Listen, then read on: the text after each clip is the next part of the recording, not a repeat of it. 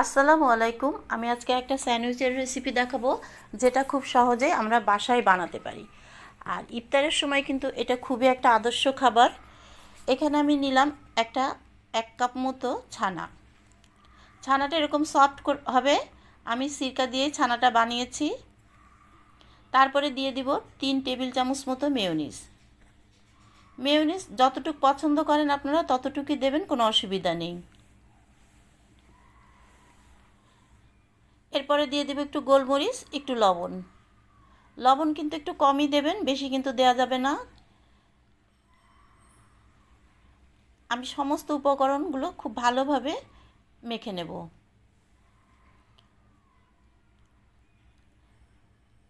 আপনারা একটু এরকম চেপে চেপে মেখে নেবেন। এটা খেতে খুবই ভালো লাগে, বানাতেও খুব সোজা। আপনারা ইফতারের সময় অবশ্যই এটা ট্রাই করবেন।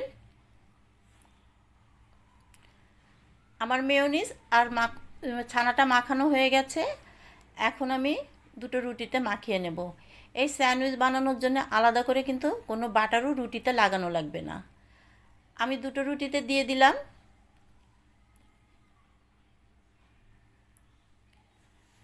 প্যালেট নাইফ দিয়ে আমি চারিদিকে ছড়িয়ে দিলাম।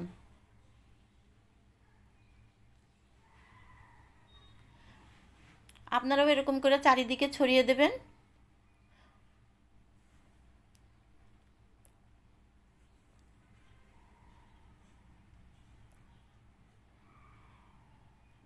আপনারা যদি পছন্দ করেন তাহলে রুটির সাইডগুলো রাখতে পারেন, আর পছন্দ না করলে কেটে ফেলতে পারেন, এতে কোনো অসুবিধা নেই।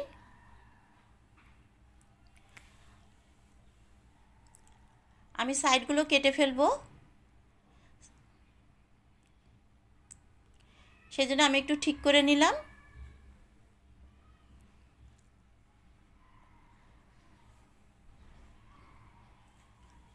একটা ছুরি দিয়ে এরকম একটু চাপ দিলেই কিন্তু সাইডগুলো কাটা হয়ে যাবে।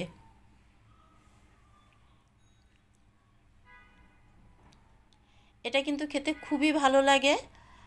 অবশ্যই আপনারা একটু হলেও ট্রাই করবেন।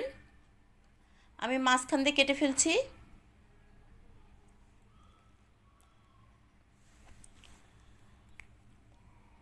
আমি একটু চিপস দিয়ে দিলাম পরিবেশনের জন্য, আর উপরে একটু জিগজ্যাগ করে কেচাপ দিয়ে দিচ্ছি। যদি আপনাদের রেসিপিটা ভালো লাগে তাহলে একটা লাইক, কমেন্ট, সাবস্ক্রাইব করে দেবেন।